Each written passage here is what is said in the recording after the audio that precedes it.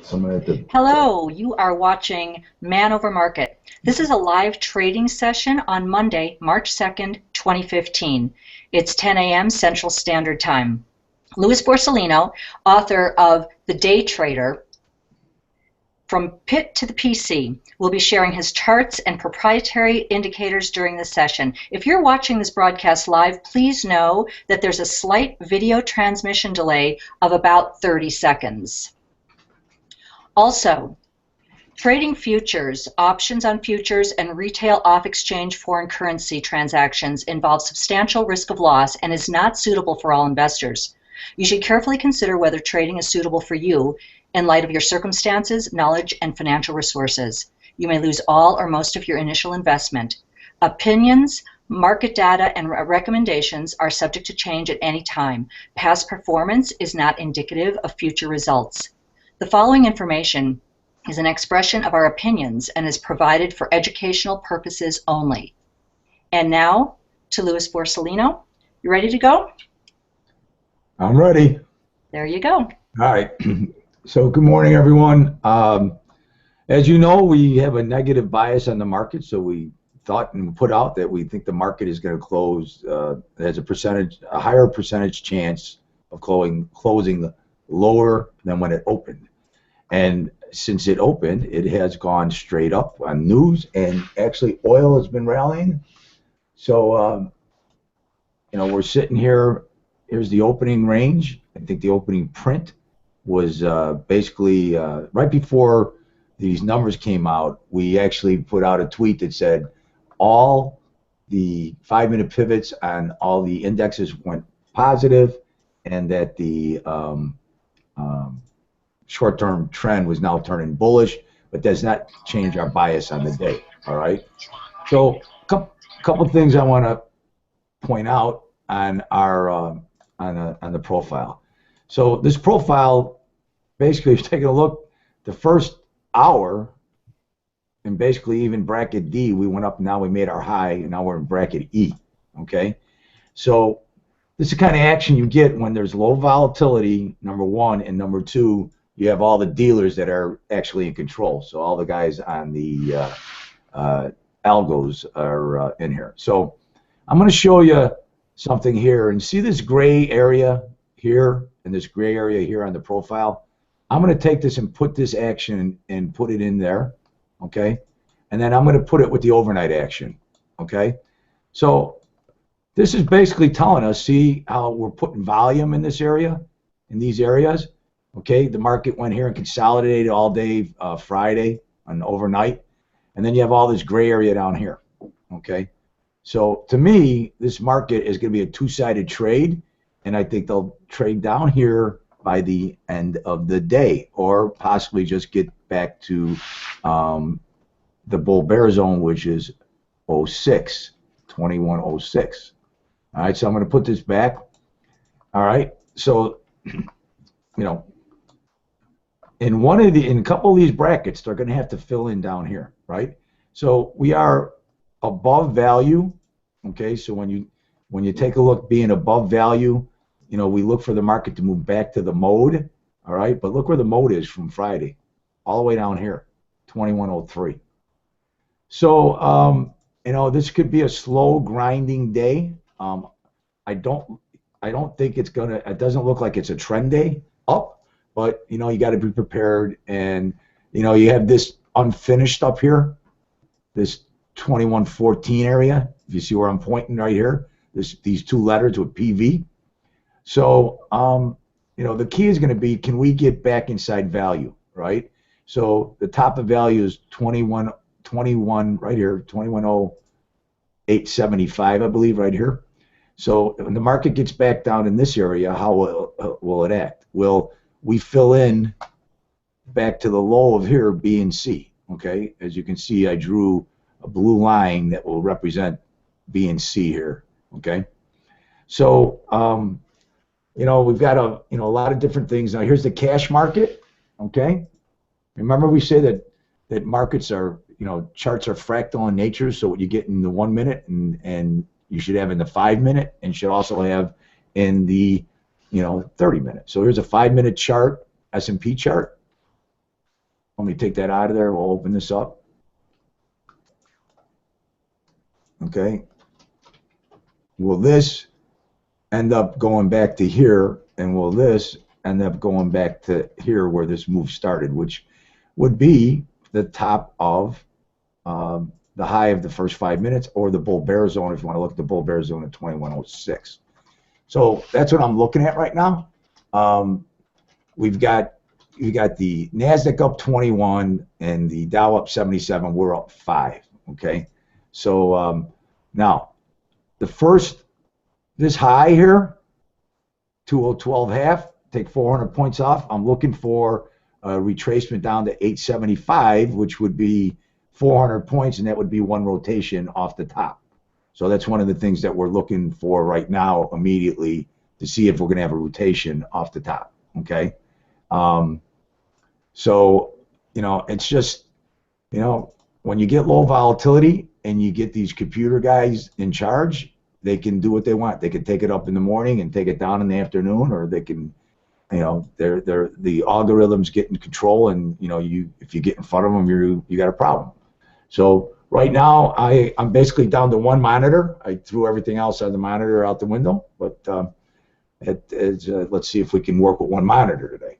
Okay, so let me bring this in too. So take a look. Remember, I showed you this on the last live session. Let me get this over here. So here's Bookmap. All right, and let me get this out of the way here. So Bookmap is showing us there's a bunch of big orders right here between 8.5 down to 7 even. All right, so when they were shorting it up here, and then were more orders up here. So the key is going to be right now what happens when we get back in 8.5. Now, you got 3,000 off bid on here. You got actually like 1,100. I actually, when I use this program, I look at the fact if the white is solid, and when you get close to it, if they start canceling. Usually when you see this, these things become attractors, right? Two-edged sword, there's an attractor up there at 212 too. So basically the market's gone straight down, or straight up, and this is the first sort of, this would be our first 400-point retracement if we make it down to 875.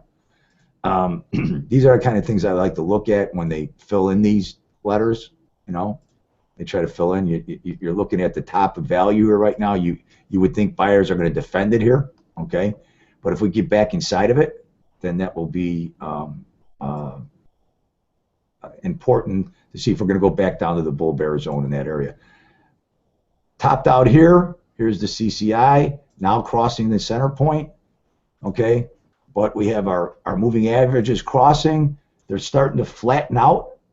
They're not pointing up anymore, okay? And we're looking at to see if that is going to be with this crossing. We'll look to see if this moves down in this area.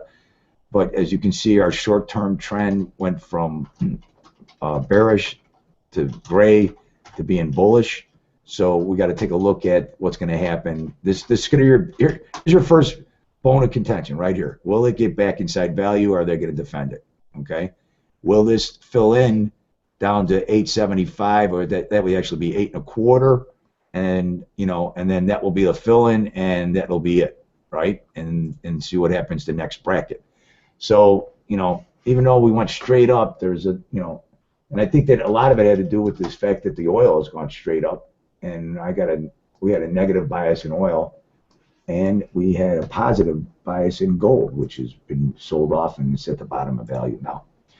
So, this is why this is a process and an educated guess versus any of the other, surefire tools, because the best trading systems I've seen have, can have a 70% accuracy, but that means they're still wrong 30% of the time. So, if you got any questions, make sure you start posting them on either YouTube or on Twitter, and I'll try to field some of the questions. So that's what I'm looking for right now. All right, I'm seeing these averages flattening out. I'm seeing, are they gonna defend the top of value? It looks like they went down there. They didn't quite get there. It was that low was basically 2109.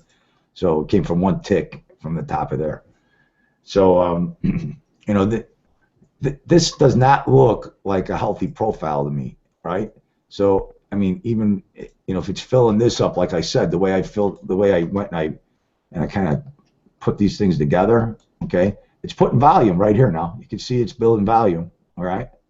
Now will it go back down and start filling this area in?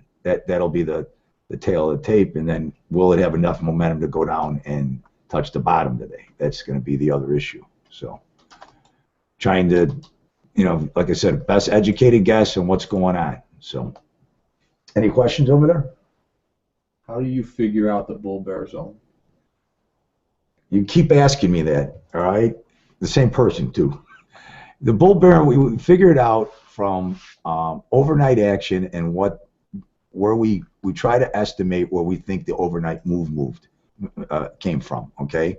So we look at it, and sometimes, all right, let me see if I can get back to all right, we'll go here.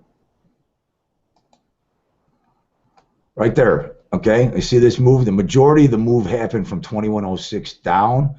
So we figured this was right here, that if it got above this, then the market would be bullish, okay? There's the bull bear zone right there, people, okay? Do the split, okay? This is where all the move from the bottom happened. So that's where we get it from, okay? How's that? There's the answer. Now you don't need me anymore. Okay. So they're gonna tear our heart out a little bit. We got a lot on the bid between 2108 and 2109. 2108 and 2109. So like I said, here comes the CCI actually moving down through here. We're going to see if it stops at the red line here, okay, or we'll go down and try to fill in this gap. So when days get like today, I like to see if it starts doing it in pieces, right? Like I don't like the way this filled in up here because it looks like it could possibly go back up and test this, and this top doesn't look right to me. It just doesn't look finished. But none of this looks right to me either. So those are all issues as we keep going to this. So, it's just going to be one of those days where they can push us around until they're done pushing us around. Like I said, here's bracket E. Will bracket E fill in all the way down to the BC, which would mean it fills in at 21.8 1/4. 21.8 1/4 would be, what I'm looking from out of bracket E. Ready for a question? Yeah. What was a good indication early on that algos are in control? Well, I mean, take a look at this movement right here from off the lows of the bottom. Look at this: 1, 2, 3, 4, 5, 6, 7, 8, 9, 10 higher closes. So that's 50 minutes straight up. A little pullback, and then we finally got this. But I think the best indication is when we tweeted out that all four indexes 5-minute pivot went to a buy. So even if you have a negative bias, that's giving you a warning to say, so when it went right through here, okay, it was 2104 half. Here, let me show you. I'll bring them all in here. Here you go. Let me bring this down. My computer is working kind of slow, people, because of I have a lot of stuff open on it. Okay. All right, here we go. So here, look at the Dow, took its 5-minute pivot up, straight up. NASDAQ, Russell, S&Ps. I tweet out to you guys, they're all in a buy. So you got a negative bias with all of them in buy. Now look, they're all crossing the center line. TF is crossing the center line. The NASDAQ's crossing the center line.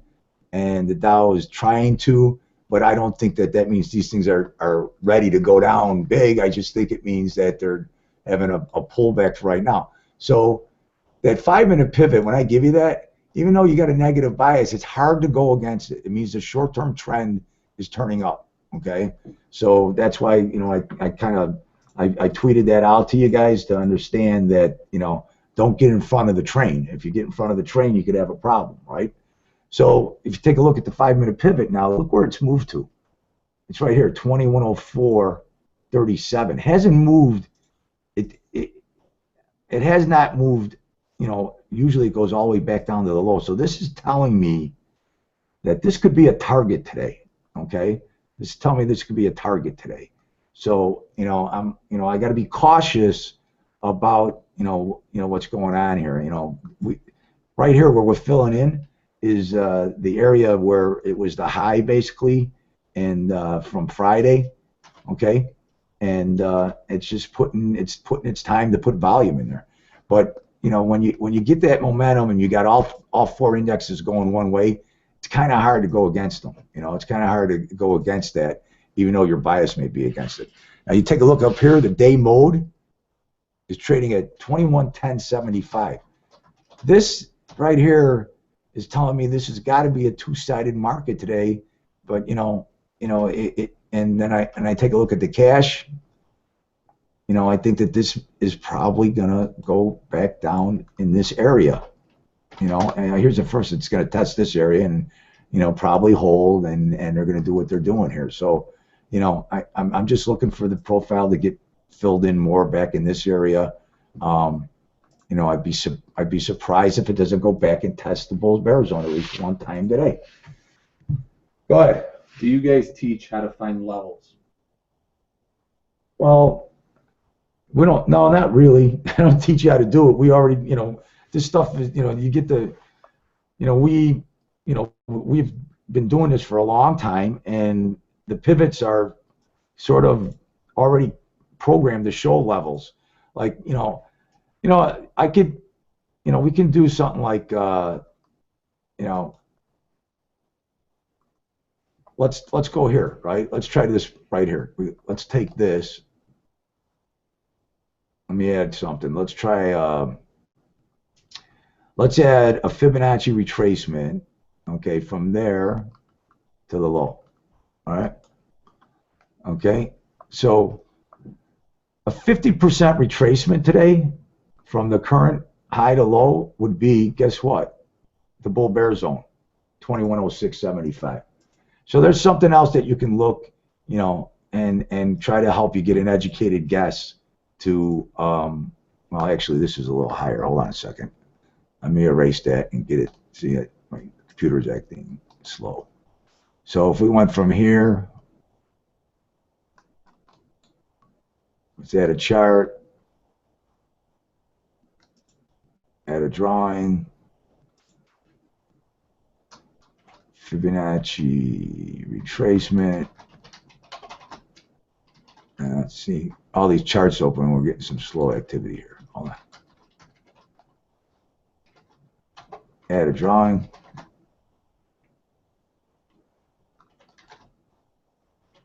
All right, let's go from there to the low. Still missed it a little bit. High. So, like I said, 50% would put us right around the bull bear zone from the high to the low. That's what I'm looking at. But they're going to tear your heart out, because the first thing they got to do is get back inside value, right? And are they going to do this all at once? Let me see. Remove. It's hard to do this, guys, when I got all this stuff open. Plus, we got YouTube going. So let me try to close some stuff down. All right. So so that there's one. That's one way to find a level for the day, right? And then at the end of the day, we've done the research before. We put this stuff out, and remember, this is a best guess. This is not an exact science. I told you this once before. If somebody had the holy grail that made money every day, okay, they would not share it with you for anything. They wouldn't. You would just use your little tool and make your money and go from there, right? So, it's gonna be a grind, Volume is slowed down. We're sitting up. All the indexes are up. I don't know if the news today was the driving force, but it must have been. Okay. Ready for a new one? Yeah. I see new blue lines on your chart. What is the number and what are they used for? Quebec, I'm not telling you that, Quebec. I am still experimenting with those lines. Okay? So until I figure out if they're accurate, I am not disclosing what they are at this point. But if I'm right, I think the channel that we're going to stay in is going to be between those two blue lines, and the key is going to be when we break either the bottom of the blue line, all right, or the top. But I think that this may be the exact. So like I said, I don't like this right here. This is telling me it's not finished. So I think we can get activity on the upside still, and like one of the things I'm looking at right here is this isn't finished up here. 1.5 times the IB range would be 2116. That would be I don't know if we're going to get it moved that big, but I think we could get bracket H to come up in here and fill in and stop here and so on. Okay, so those are what those are. You thought you were going to ask me online in front of everybody, okay? And I was going to disclose everything. I'm not disclosing anything. I don't know if it works all the time. Okay, Lewis, worth nothing that FTS, E, and DAX shot up first hour, drifted, and then fell like a stone. Maybe ES will copy. Well, I mean, all my indications here is that I think that when you look at the things we have to measure market movement, and the profile is one of them. I've got the the CCI and our indicators, but this is telling me as long as this is green right now, and these indicators, these right here, okay, as long as they stay green and they're not pointing down, that it's going to be a grind until we pick up some momentum, okay, and then and the big guys are telling me that they think the market could go to 13.5, between 12 and 13.5. Look at these orders sitting here, and these guys are sitting down here at 08.5, right? So this isn't any different than when I was trading in the pit. All of a sudden a broker would open his mouth and he'd be like 9.5 bid on 1,000, right? So 1,000 S&Ps would have been 5,000 minis. So it's not any different. It's just it's all being displayed different now. And that's that's what we got to do. You got to get your best guess and use the tools, and then be disciplined. To if you're putting positions on, they have stops that will protect you. And the whole key is one of my rules is thou shall not shoot their whole wad, meaning you don't lose everything you got in one day, and you're out of the game. You don't want to be out of the game. So Anthony will put in the contact for that book map. I like it. I think he's already added it in there, but that's what we're looking at right here. So it's going to be this slow grind right now. It's just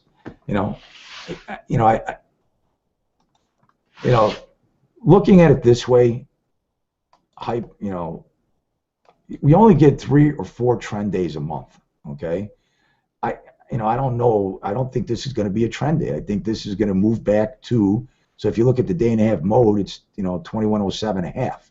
So I think that as this fills in here, that it's going to gravitate back to here, right? And that's the whole idea of what market profile talks about. When you see here, and these are different days, right? This is a day and a half and a night session. So it's a half a day today, a night session, and Friday's action. So the top of value, right, 2110.25 would, if you put the day session in there, right? So, profile people are telling you want to sell extremes and look for it to move back to the middle, right? So the mode was the most heavily traded, and then the mean here is the halfway between the value area, which I put on the site now. Also, make sure you go. We're putting a lot more stuff where we're bringing you back to the website. It has a lot of definitions and glossary of terms, so that when I'm talking, you'll understand what's going on. So, we've been doing that. So that is key. Ready for a question? Yeah, go ahead. What was the rotation for today? 400 points. So we basically, I think we made it. I think we were short by a tick. So what's the high? 212 half minus 4 is 8. Okay.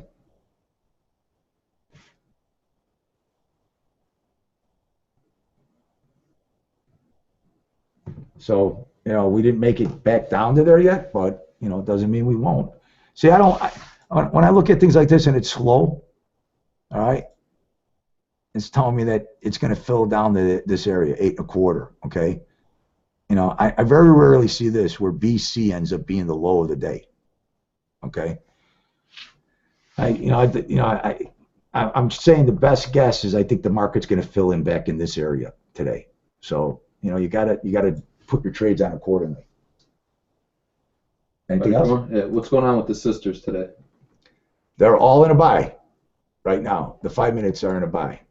All right, so I'll show you something interesting. There's different time frames, okay? Here's another thing I look at. So I will go to the 1 hour pivot, okay?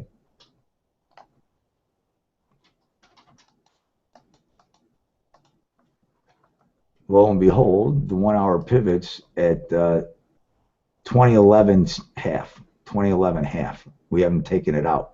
So that to me is resistance there, okay? And then sometimes what I'll do is I'll even go to the 4 hour chart, okay? Let's see where that's at. So that's sitting way below us at 2095, okay? So, I look at the different time frames and, is there enough volume to keep this thing to go, going up? That's the key, right? So we're bouncing off of that. We can't take that out. We would need a close above this on an hourly basis. So basically, at the next time that would be 11 o'clock, and if we closed above that, to take out that resistance. So that's one of the other things that I look at. That when I look at our pivots. So just trying to come up with the, so everything I've told you is, I think the market's going back down to the middle, okay? And but if you're going to be, so if you're using this software, right, if you were lucky enough to be able our screens, you would wait, and just be out of the market until these two started pointing down, okay? And we got a gray movement from here. So this green went to gray, and you get some retracement, okay?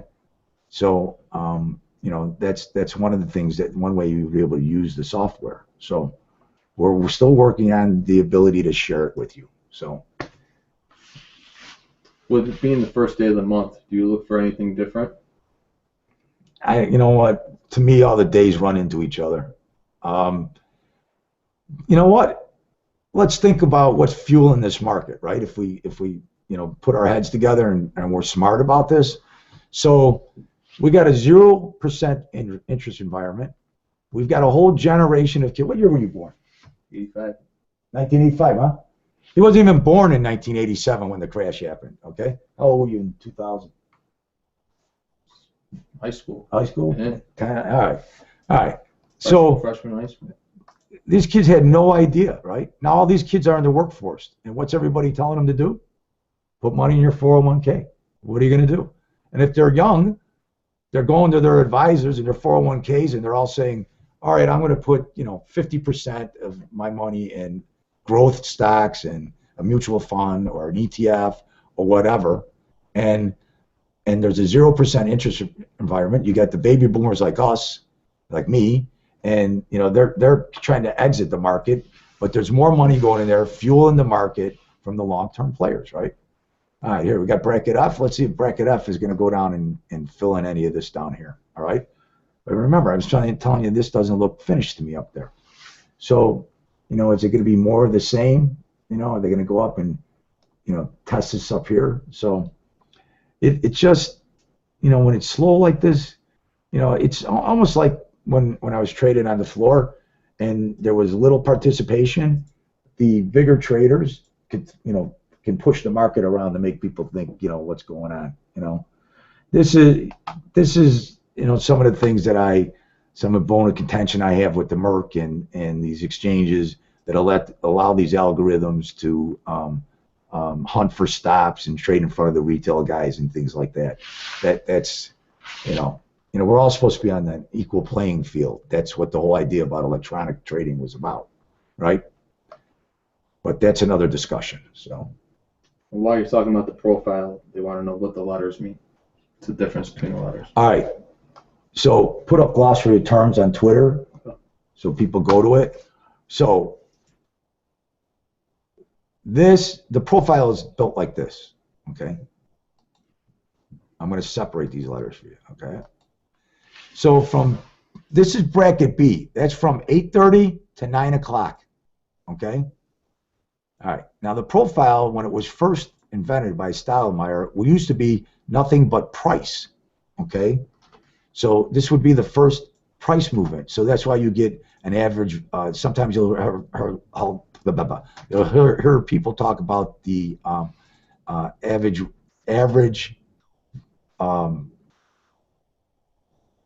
Excuse me. They talk about price. Now, volume right here. So it's volume average weighted price. They talk about average weighted price. But now what they do is they associate volume at every tick. So at this tick on this letter, you can see, and the way we do it, instead of seeing the number, you can see if there was more volume at 2107 half, 2107 quarter, and then it's building volume right here. You see how these burgundy lines are starting to go out this way? That means they're putting more volume on in this area, right? So C is from 9 to 9:30. D is from 9:30 to 10. Then this is 10 to 10:30. These are half-hour bars, and this will be 10:30 to 11. And so then you can put them back together. And so when I talk about a single print, these are all single prints down here because they don't have a corresponding letter, or another letter next to it. Okay? So when you do this, all right, and I do this, I've got single, and I do this. Let me do that. I've got single prints here at 2108.75 down to 2108 and a quarter, and then I have single prints from 2107 down to the low. So that's what we talk. And when you talk single prints, you only look forward, okay? Because a lot of people go, oh, well, there's single prints back here. Because they go back and they look at the profile and they go, oh, look at these single prints. No, they've been covered up. Here's how they've been covered up. See how this is moved down below here? Now these single prints, all these M's, have been covered up by this move, okay? So single prints only refer to moving forward. So that's another thing that people have to take a look at when they're talking about profile, okay? All right? So, and then another thing that happens also when you talk about profile is that you get movement. Like I like to watch to see, take a look at here, right? It opened here and started moving up, okay? I like to see what it does the second 15 minutes. So it opened up at 10:34, it moved straight up, and then what will it do? Will it retrace the second 15 minutes? So that's another thing I look at. See, and this is things like that aggravates you, right? Because you want the market to go down here, and this market wants to fill in. It's still filling in up here, right? So when I put all these together, it's still filling in right here. Look at this. It's still filling in, right? Will it take this? Now this is what we call an unfinished top. Is it going to go up there and finish that? Take that out. So let me bring this in. All right, let's bring this in. All right, look at all the orders here. We got 1600 here at 21.13, quarter, half, 14. All right. Will these guys drive this up, get the retail guys long, and then will they take it down here? That's the questions. Will those drones do that, right? And so what I like about this software is when you see this here, right here, okay, they're not disappearing, right? This is not a cancel, right? It's going to show you the trades going off if they take that stuff out. So that guy stayed there, all right? So that's telling me these people are selling it there. They're not bogus. They're not, trying to muscle the market or spoof, right? So that's something that you got to look at when you're trading this stuff. It's a game between you and the bigger players. You got to be able to hunt with the big dogs. That's what we look at here. Ready for one? Here we got the CCI going up here. I'm going to look for it to top out. See how we crossed the line and came back down, right? And if you were aggressive, you said, "Oh, all right, it's getting ready to correct," and it hasn't. Now, here's another thing that we've put in our software. This is ours. These exhaustion dots, all right, and then this VWAP. Let me take a look at it. Let me open it up for you here. So this is something that Pat has programmed in. So this is the value, the volume average price right here. I'm sorry, average price right here. See this dotted line going up? So this is dynamic, moves up and down with the market. As you can see, the average price has been moving up as indicated by the perforated green line, okay? But this is basically like 2 standard deviations, and these exhaustion dots are telling us that the market could be getting overbought up here, okay? All right, but it's been doing that. Take a look at this, all the way up, okay? All the way up, okay? So, for me, if this is going to be a hold true, I would like to see the market move back to here, which is now it's showing us 2107, okay? Okay, and then this would be 2 standard deviations from there, which would be 2101, 2102, which I really would like that. So, all right, what do you got? When's the best time to utilize the rotation? Do you wait until after it puts in the higher low?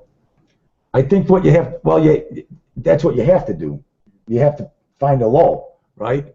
So let's take a look at what is the low of the day. We are going to go to 830. Remember, I thought the market, they like to make 3 rotations. If you watched me last time, okay. 830, the low of the day is 2102 quarter. All right. Okay. Let me go to my little, so let's add what, 16 to that? So you guys, I've got my calculator out. All right, so 2001.25 plus 1. I mean, if it had 3 rotations, that would put the high at 2017 and a quarter. Okay, 2017 and a quarter, because it went 1,600 points. But go to our research. Okay, what's the average 20-day average? 10-day average has been, no, go to bottom more. Move from the bottom up. Keep going down. Scroll down. Keep going. All right, keep going. Right there. Right. Oh, all right. 850 points from the opening has been the average high over the last average open from low. Okay. 850 from the opening. Let's see what that would be. Let's go back. I'm going to put this profile. I'm going to split it up. Remember, I told you, it was just, well, so now that looks more complete to me. All right. that maybe there's going to be another little bit of a tail here, okay? And it could be shaping up to be a trend day. I mean, are we going to get a trend day that's going to just be a slow grind up and no retracement, and then do retracement overnight? I mean, it's just, when these guys are in control, they're in control. What can you do? Let me look at. Let me go to the opening print. My computer is bogging down here. Hold on a second. All right. Yeah. Just put this up, the link to the market research. All right. So we go to your Twitter. We just put a link to the market research that you should be looking at all the different stuff that is on there, all those things that we look at. So, all right, we're looking at the opening print was 2102.75. All right. So if I go to 2102.75.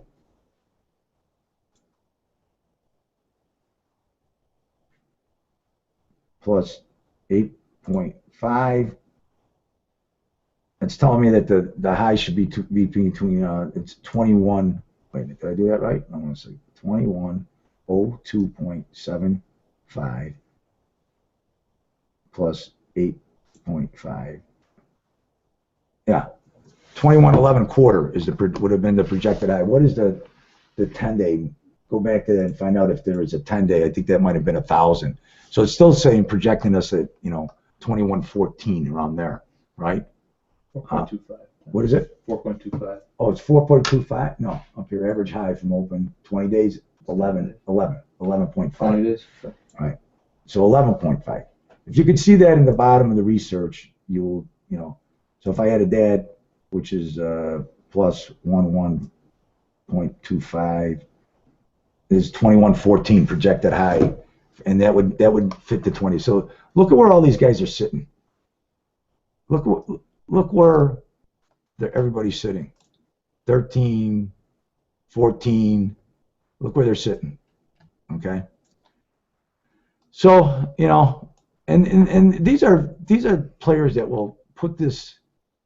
They'll look at this and they'll keep their position overnight, and then tomorrow or overnight we'll start clearing that out, and they'll be on the bid down, lower. And this is what happens when the market trades like this, right? We're outside of our zone here that I thought that, right? So, and our CCI basically crossed over to center again. It's going green. Is it topping out up here, And then, we're at our exhaustion dots, and F has gone straight up. F has gone straight up. Good question just came in. Yeah. You've written a number of books. One, are they still relevant to today's markets? And two, are they good tutorials for the E-mini S&P? All right. So understand that the yellow book that you put out there is basically a documentary on my life. I talk about all the different things I thought that made me a good trader. Okay. But that's more of a memoir, book of memoir, even though I was young when I wrote it. And so that book gets a lot of different things. It gets either 5 stars because they like the story of my life, or they bash it because they bought it thinking it was a how-to book. I had a lot of adversity when I was younger, and I think I wrote that book.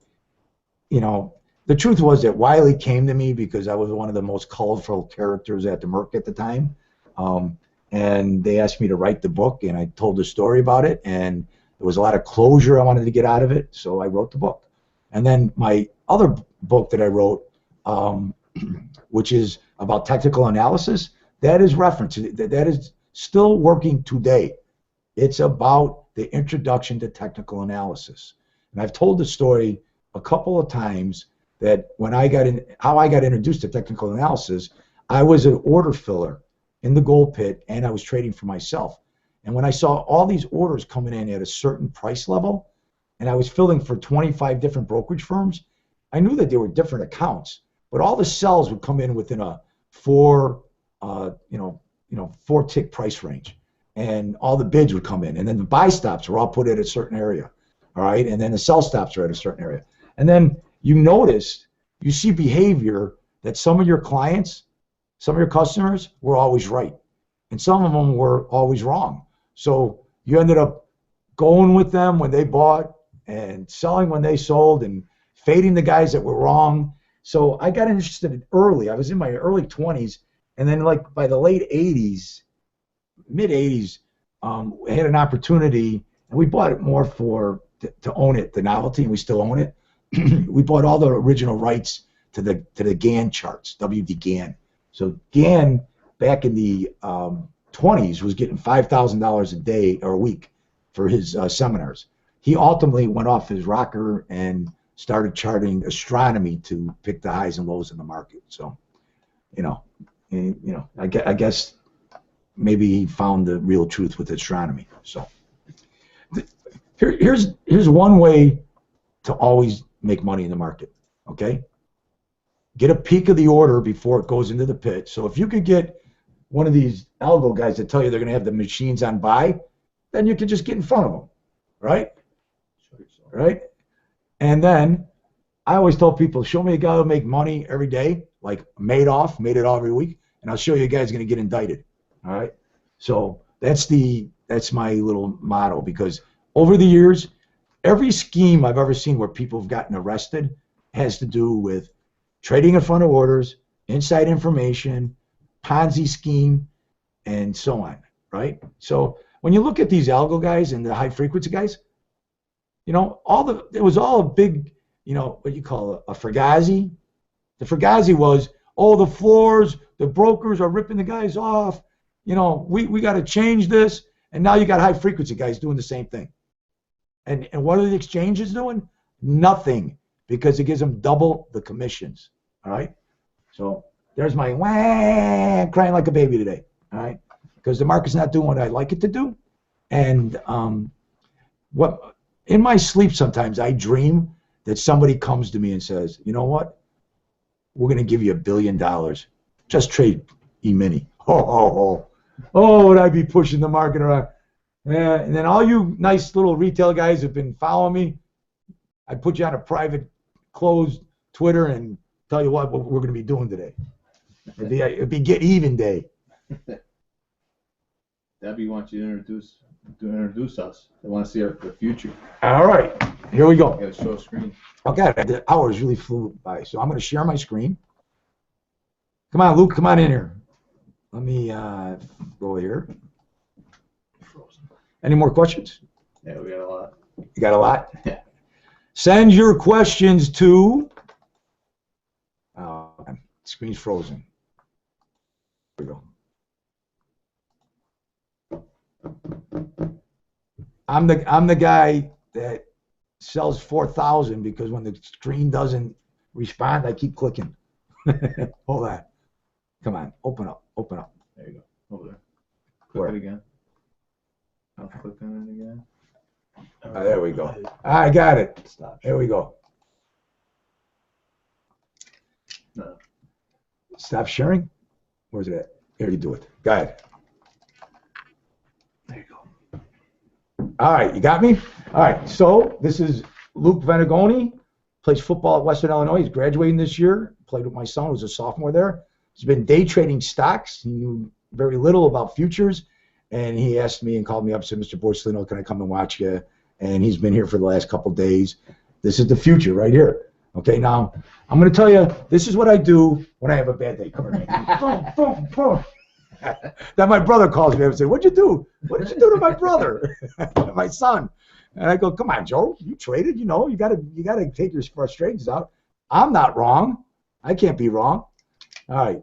So, this is the things we're doing, and this is the key. We're getting back into it. As you know, I was out of trading for about 8 years. And then, you know what? These guys, these kids, they look at the computer, they trust it. They're computer people. When I tell them, this is green, you buy. When this is red, you sell. They're video guys. They understand that. But, I mean, what I like about it, there's one college out there I saw, North Dakota State, who is actually our nemesis in the Missouri Valley. They've won the national championship, 4 years in a row? 4 years in a row. And we had them beat this year. We didn't beat them. But there's a professor there who has a commodity class. They've got 40 computers, Bloomberg terminals, and they're actually, and I'm wondering why North Dakota, right? Well, they got the oil there. They've got a lot of oil. They've got a lot of farming. So they're teaching their kids the value of commodities and learning to hedge with futures. So that's pretty interesting. So, I know we got a lot of questions. I want to post them on Twitter. We can answer them. Yeah, post them on Twitter. I'll try to answer most of them. You can also send your questions to Gmail, manovermarket@gmail. All right, 10 minutes. I'm going to tell a quick story, and this is I don't fabricate anything. So I want you to understand that this happened to me in real life. So at one time, I had a guy working for me. His name was Otto, who was from Hungary, from Budapest, and he was in the computers. And so he actually was sitting next to me, and we were trying to do some things in the pit about artificial intelligence. And he was standing next to me, and every time I bought, he would say, "Why'd you do that?" Every time I sold, "Why did you do that?" And eventually, after about 3 days, I stuck my pencil in Otto's ear, and I said, "Get out of the pit."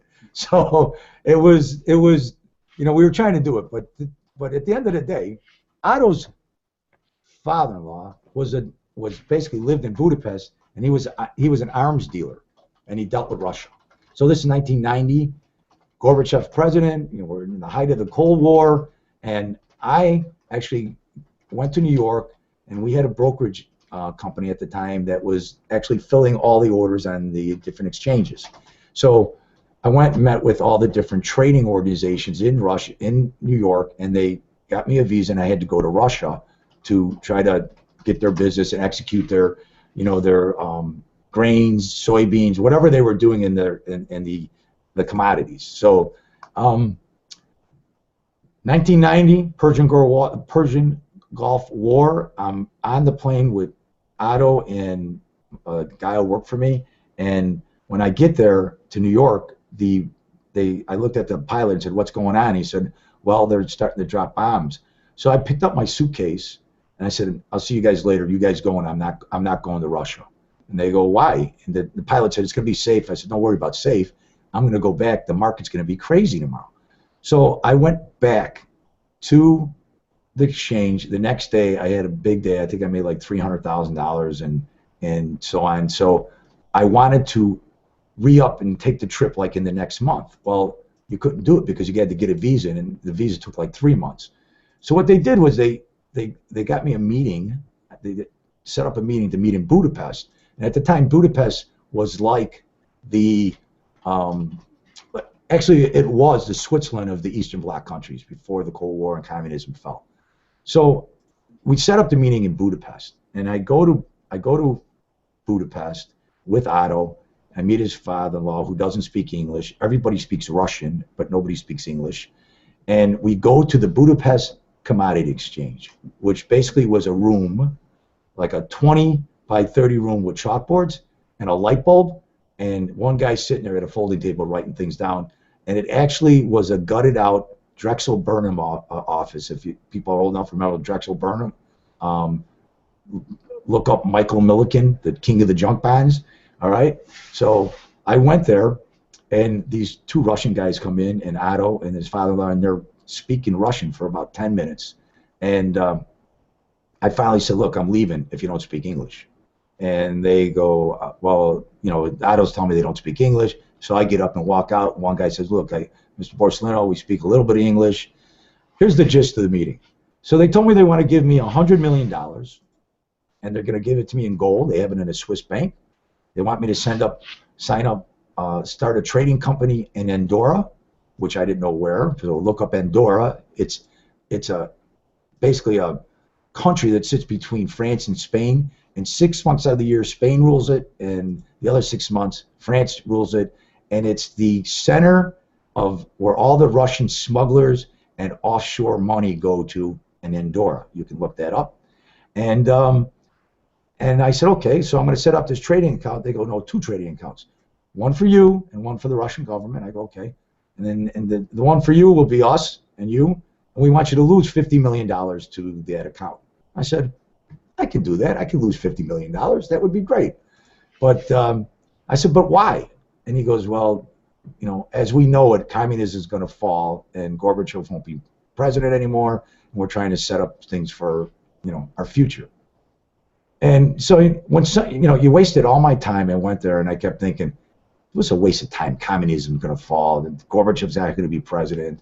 And I got these guys there. So when I go back to the exchange, imagine I'm talking to Maury Kravitz and I'm talking to Jack Sander, who were my partners in our brokerage company at the time. I said, well, Gorbachev's going to be out, communism's going to fall, and these guys are telling me they want me to lose the money to them.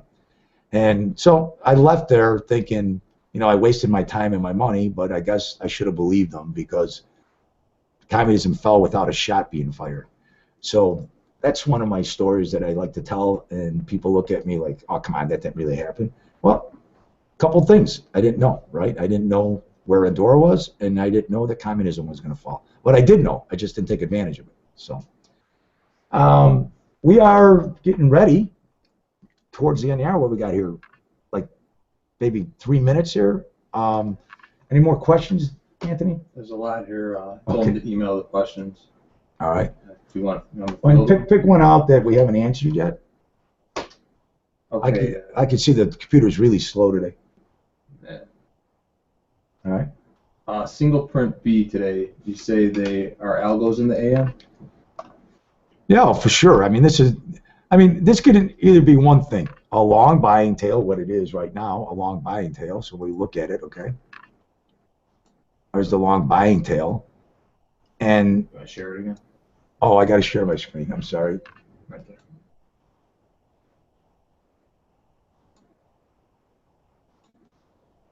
All right. There we go.